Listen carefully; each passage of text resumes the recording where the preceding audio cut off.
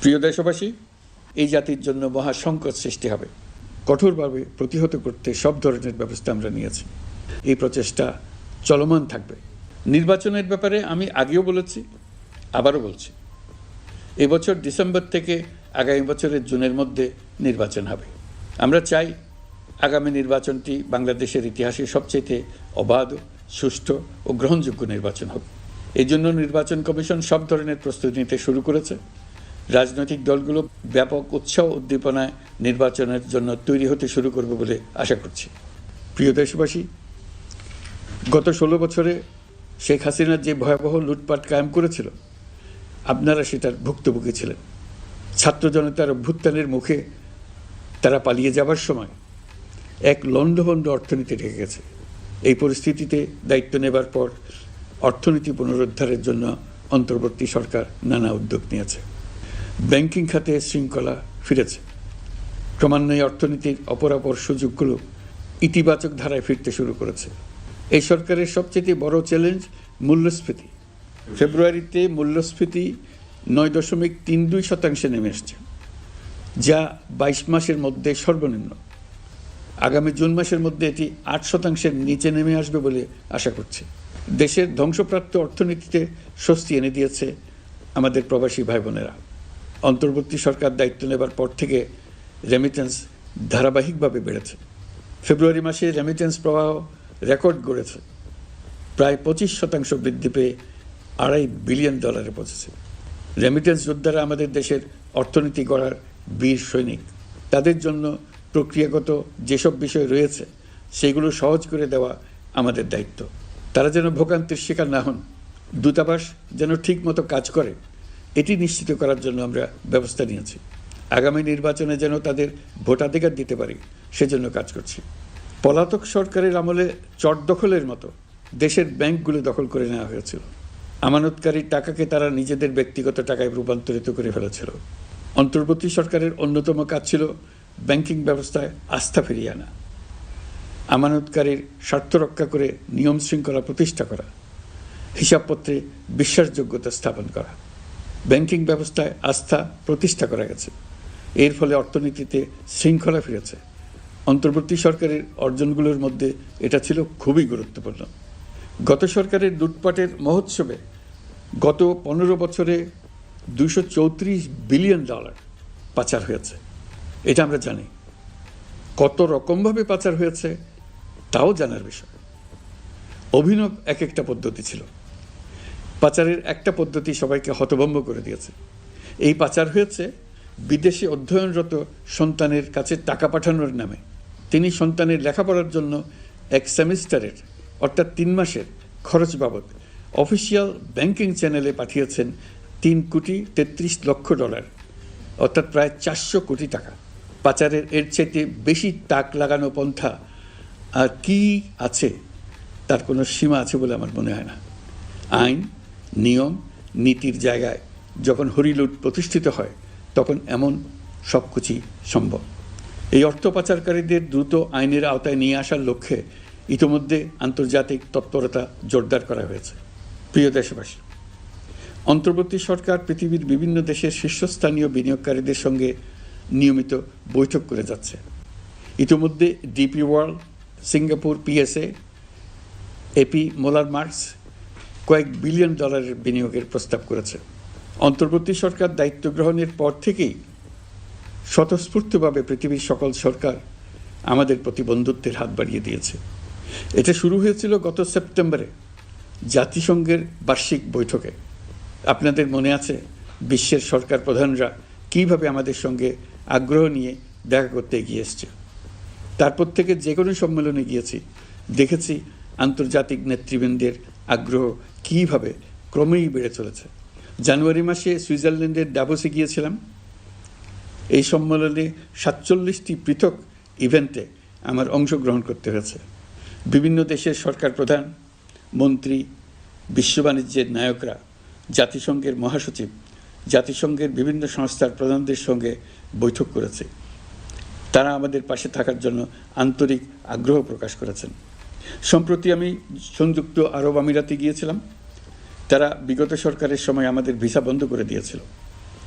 আমরা সেই দেশের ভিসার দরজা খোলার চেষ্টা চালিয়ে যাচ্ছি। তারা আশ্বাস দিয়েছেন তাদের দিক থেকে সকল আনুষ্ঠানিকতা সম্পন্ন করে ভিসার দরজা উন্মুক্ত করবেন। আমি আশা করছি সেটা দ্রুতই উন্মুক্ত হবে।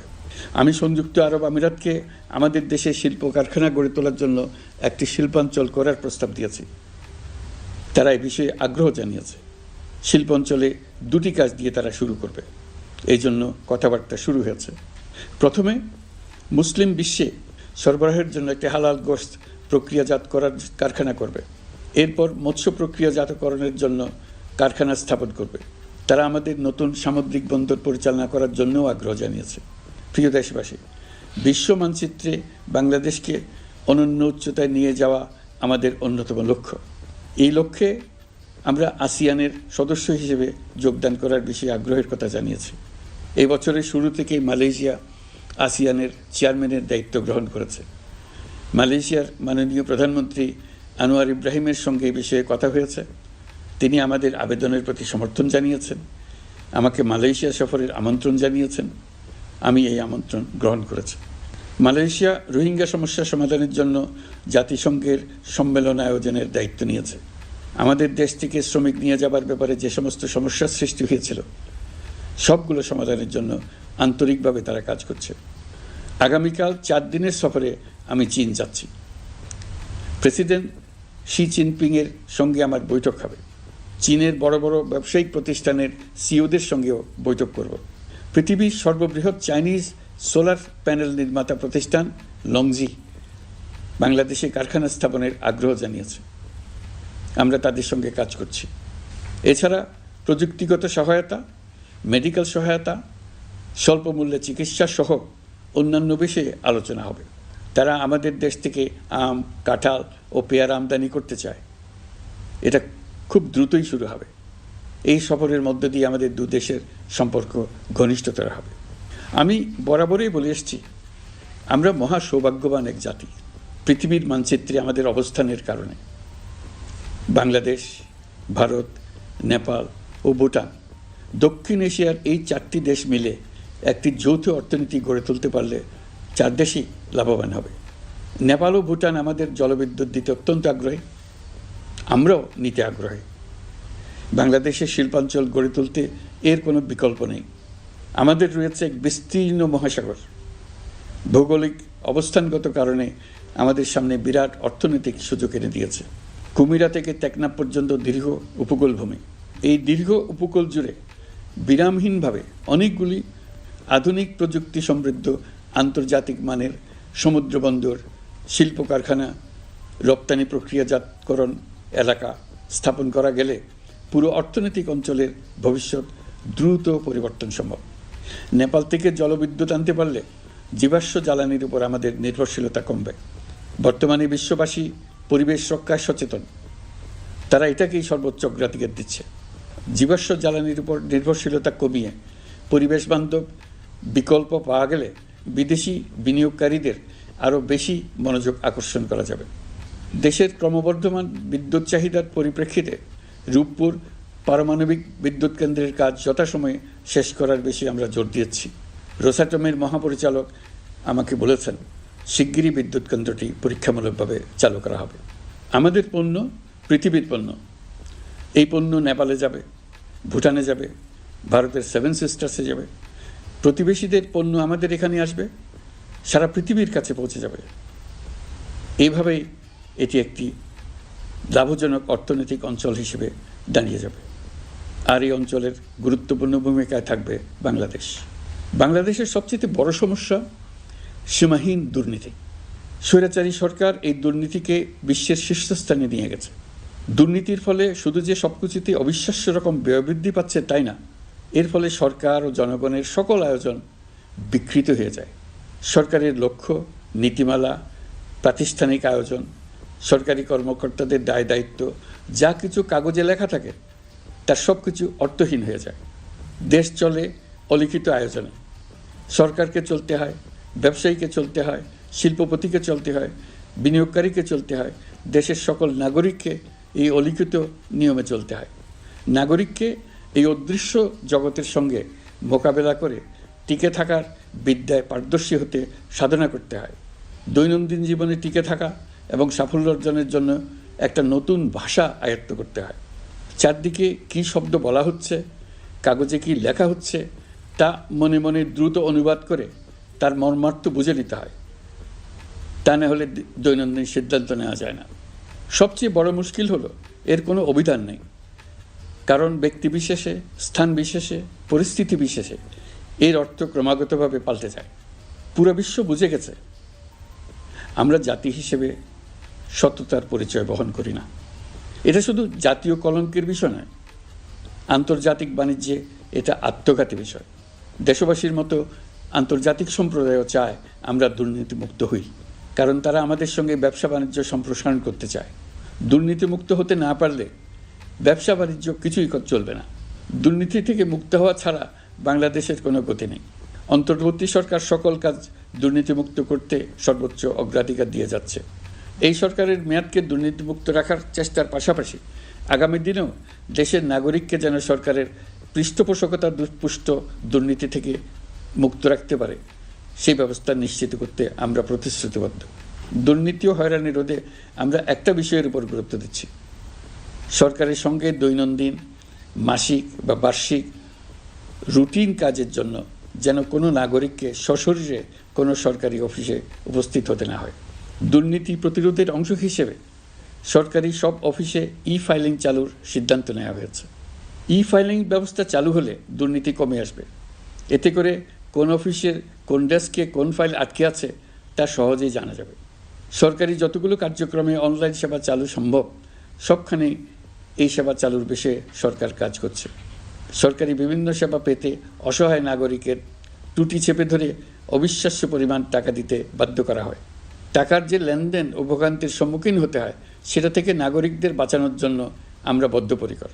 অনলাইনে সেবা পাওয়ার পদ্ধতিটি আরও কীভাবে সহজ করা যায় এই ব্যাপারে আমাদের কাছে পরামর্শ জানিয়ে লিখুন, ইমেইল করুন। আপনি বা আপনার পরিবারের যে কেউ এই সেবা বাণিজ্যিকভাবে দিতে চাইলে প্রশিক্ষণ গ্রহণ করে পৃথিবীর যে কোনো স্থান থেকে এই সেবা দিতে পারবেন। বিগত সরকারের আমলে ভিন্নমতকে দমন করার জন্য মিথ্যা মামলাকে হাতিয়ার হিসেবে বেছে নেওয়া হয়েছিল। বিভিন্ন পর্যায়ে যাচাই বাছাই করে আমরা এইসব হয়রানিমূলক মামলা প্রত্যাহারের উদ্যোগ নিয়েছি। গত ফ্যাসিস্ট সরকারের সময় দায়ের করা রাজনৈতিক হয়রানিমূলক মামলাগুলোর মধ্যে সারা দেশেই পর্যন্ত ৬,২৯৫টি মামলা প্রত্যাহারের সুপারিশ করা হয়েছে। অন্যান্য সকল হয়রানিমূলক মামলাও ক্রমান্বয়ে প্রত্যাহার করা হচ্ছে। এছাড়া এ পর্যন্ত সাইবার সিকিউরিটি আইনের অধীনে বিচারাধীন স্পিচ অফেন্স সংক্রান্ত ৪১৩টি মামলা প্রত্যাহার করা হয়েছে। এই আইনটি অবিলম্বে বাতিল করে নাগরিক বান্ধব সাইবার সুরক্ষা আইন করা হচ্ছে। মানুষের ভোগান্তি রোধেও আমরা আইনগত পদক্ষেপ নিচ্ছি।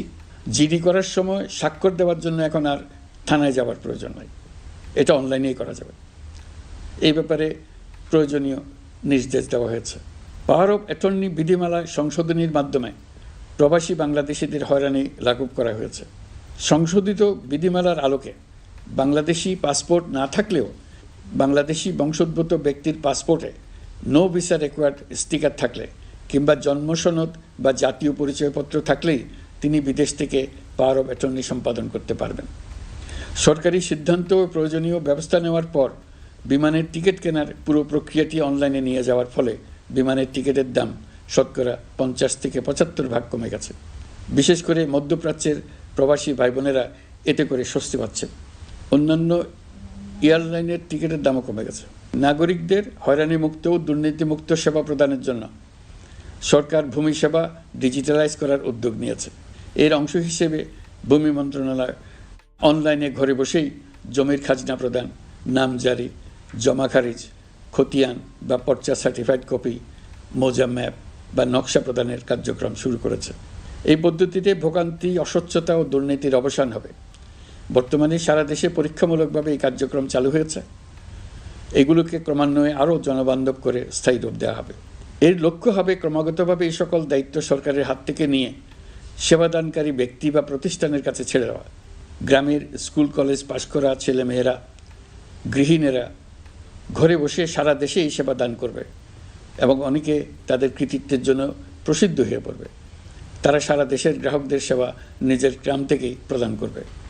রাজস্ব সংস্কার কমিশনের সুপারিশ অনুসারে জাতীয় রাজস্ব বোর্ড বিলুপ্ত করার সিদ্ধান্ত নেওয়া হয়েছে। এর জায়গায় দুটি পৃথক বিভাগ করা হচ্ছে। একটি হলো নীতি প্রণয়ন বিভাগ বা জাতীয় রাজস্ব নীতি বোর্ড, অন্যটি বাস্তবায়ন বিভাগ বা জাতীয় রাজস্ব সংগ্রহ বিভাগ। এর ফলে সরকারের পছন্দের ব্যক্তিরা হাজার হাজার কোটি টাকার রাজস্ব ফাঁকি দেওয়ার আর সুযোগ পাবে না।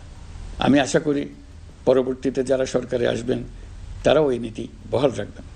এখনকার যুগ হলো প্রযুক্তির যুগ, সৃজনশীলতার যুগ। আমাদের দেশে 17 কোটি নারী পুরুষ, তার মধ্যে তরুণরা হলো বিপুলভাবে সংখ্যাগরিষ্ঠ। বাংলাদেশ মানব সম্পদের দিক থেকে 8ম বৃহত্তম দেশ।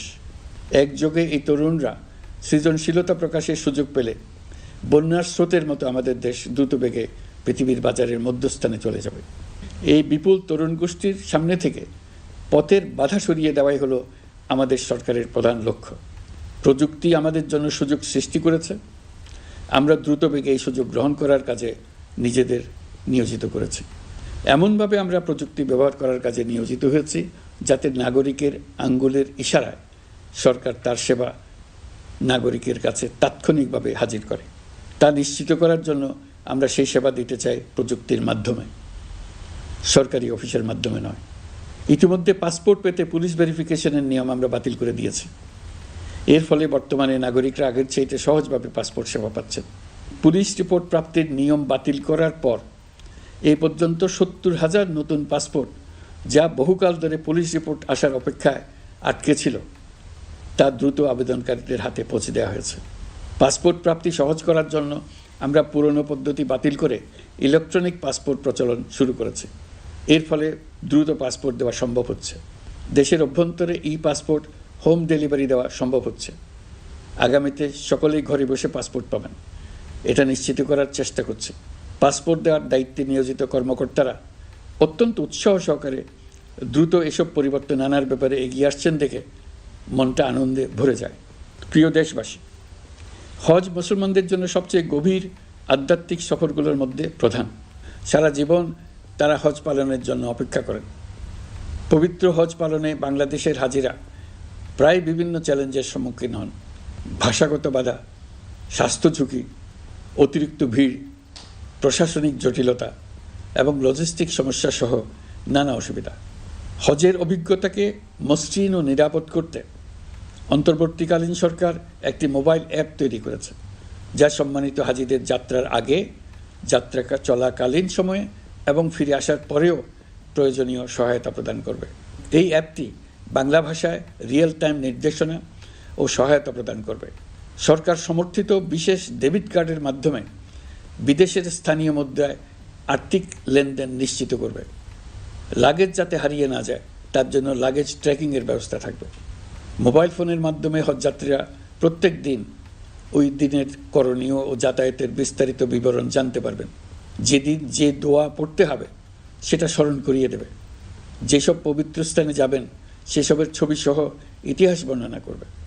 হাজিদের মনে কোনো প্রশ্ন জাগলে কল সেন্টারে ফোন করে সেই প্রশ্নের উত্তর পাবেন। শরীর খারাপ লাগলে ডাক্তারের সঙ্গে যোগাযোগ করিয়ে দেবে।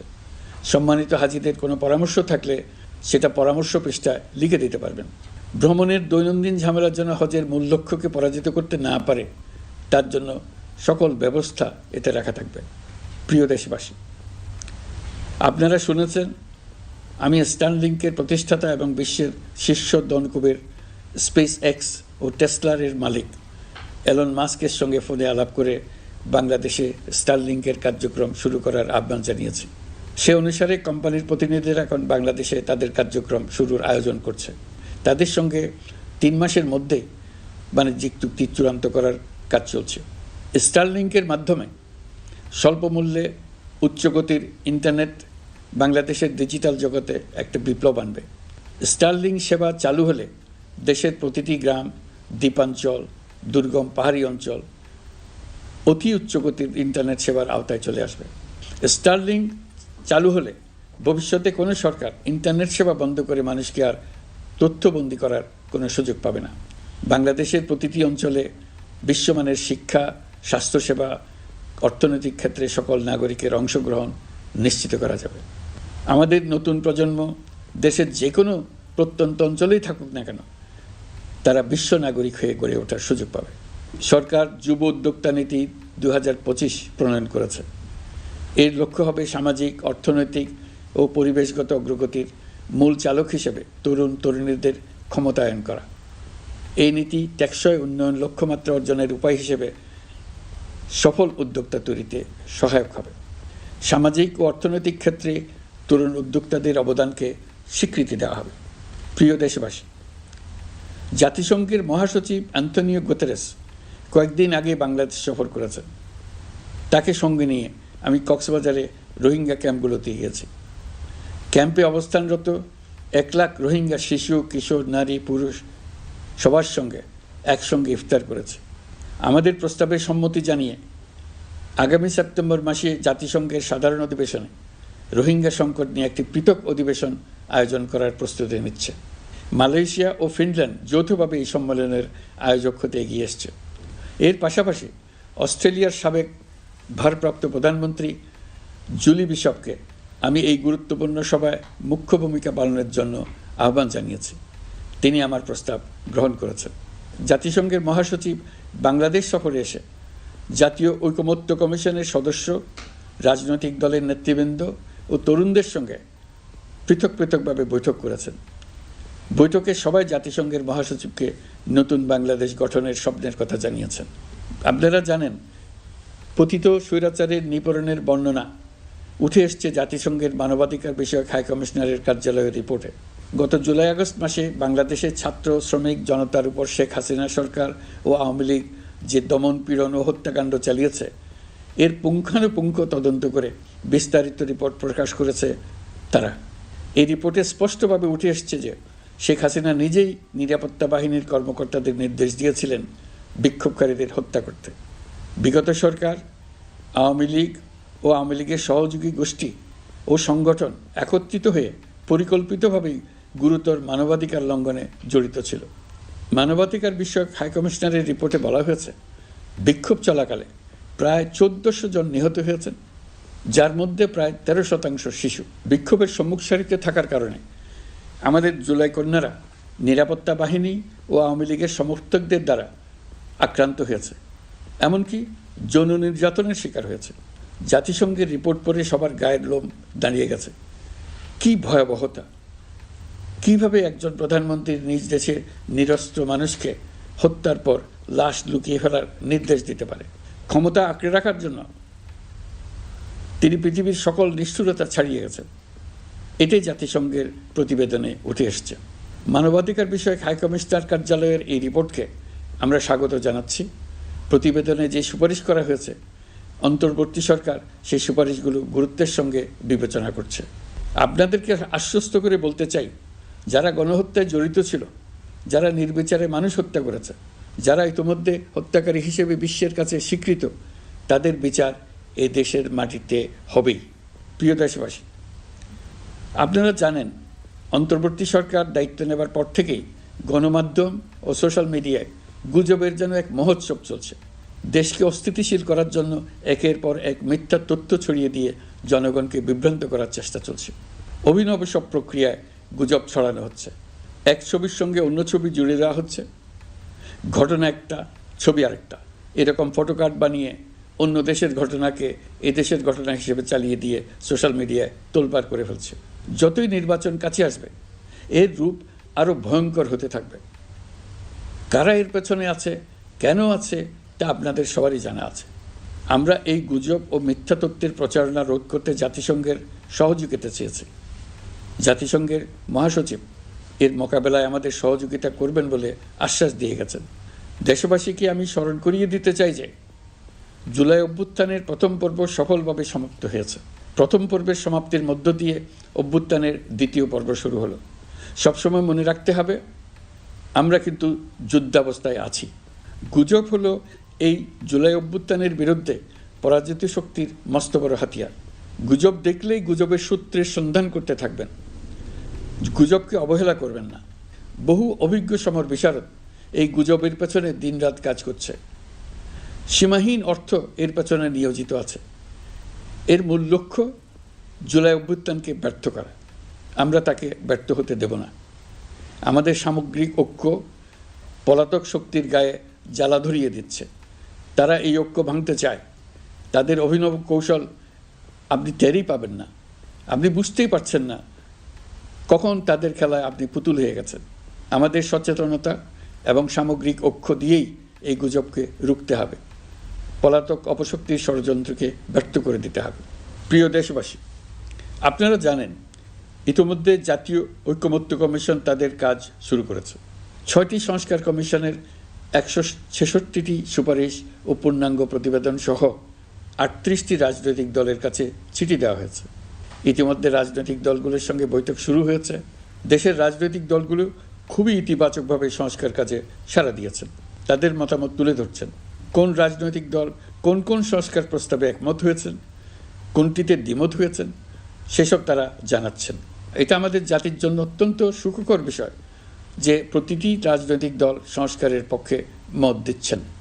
ঐকমত্য কমিশনের মাধ্যমে সকল রাজনৈতিক দলের মতামত নেওয়ার কাজ এখন চলমান আছে। কমিশনের লক্ষ্য যে সকল বিষয়ে রাজনৈতিক দলগুলো একমত হবেন সেগুলো চিহ্নিত করা এবং তার একটা তালিকা প্রস্তুত করা। যে সকল দল এতে একমত হয়েছেন তাদের স্বাক্ষর নেওয়া। এই তালিকাটাই হবে জুলাই চার্টার বা জুলাই সনদ। আমাদের দায়িত্ব জাতির সামনে পুরো প্রক্রিয়াটা স্বচ্ছভাবে তুলে ধরা এবং প্রক্রিয়া শেষে নির্বাচনের আয়োজন করা। প্রিয় নাগরিকবৃন্দ, আমাদের দেশের নারীরা দীর্ঘ আন্দোলনের মাধ্যমে বহু বছর ধরে অনেক বাধা পেরিয়ে একটু একটু করে সামনে এগিয়ে যাচ্ছে। স্বাধীনতার 54 বছর পরেও এদেশের নারীরা অর্থনৈতিক, রাজনৈতিক, সামাজিক বৈষম্যের শিকার। বাংলাদেশের ইতিহাসে এখন পর্যন্ত যত আন্দোলন সংগ্রাম হয়েছে তার মধ্যে জুলাই গণ অভ্যুত্থানে নারীদের অংশগ্রহণ ছিল সবচেয়ে বেশি। গণ অভ্যুত্থানে নারীরা দুঃসাহসিক ভূমিকা রেখেছে, পুরনোকে দূরে ঠেলে দিয়ে নতুনের ভিত্তি স্থাপনের প্রতিজ্ঞা নিয়েছে। তারা ব্যাপক সংস্কারের কথা বলেছে, সর্বত্র নারীদের ভূমিকা আরও জোরালো করার কথা বলেছে। আমি মনে করি জুলাই গণ অভ্যুত্থান বাংলাদেশের প্রেক্ষিত বদলে দিয়েছে। জুলাইয়ের পর নারীদের অবস্থান ইতিবাচকভাবে পরিবর্তন হবে, সেটাই আমরা চাই। আমরা বাংলাদেশ নিয়ে নতুন করে ভাবতে চাই, আর এই নতুন ভাবনায় নারীদের অবস্থান উচ্চতম পর্যায়ে অগ্রাধিকার পাক, সেটাই আমরা চাই। পরিবারের সকল সদস্য, পাড়া প্রতিবেশী, ধর্মীয় প্রতিষ্ঠান, স্কুল, আপনারা আপনাদের নিজ নিজ অবস্থান থেকে ছেলে শিশু ও মেয়ে শিশুর মধ্যে যেন কোনো বৈষম্য সৃষ্টি না হয় তা নিশ্চিত করুন। আসুন নতুন বাংলাদেশে সবাই মিলে শিশুদের জন্য সুস্থ পরিবেশ নিশ্চিত করি। জুলাই গণ অভ্যুত্থানে অংশ নেওয়া নারীরা তাদের অধিকার প্রতিষ্ঠার ব্যাপারে দৃঢ় প্রতিজ্ঞ। দেশে বিরাজমান বৈষম্যগুলো চিহ্নিত করে নারীর প্রতি সহিংসতা প্রতিরোধ ও বৈষম্য নিরসনে আমাদের প্রত্যেককে একসঙ্গে কাজ করতে হবে। নারীর প্রতি বিদ্বেষমূলক কথাবার্তা, নারীকে খাটো করে রাখার প্রবৃত্তি যারা ধারণ করে তাদের বিরুদ্ধে সামাজিক আন্দোলন গড়ে তোলা প্রয়োজন। আধুনিক প্রযুক্তি সকল প্রকার বাধা ভেঙে দেওয়ার মহাশক্তি আমাদেরকে দিয়েছে। সেই বাধা যত শক্তই হোক, যত উঁচুই হোক, সকল দূরত্ব গোছানোর জন্য প্রযুক্তিকে অবশ্যই যেন আমরা ব্যবহার করতে আরম্ভ করি।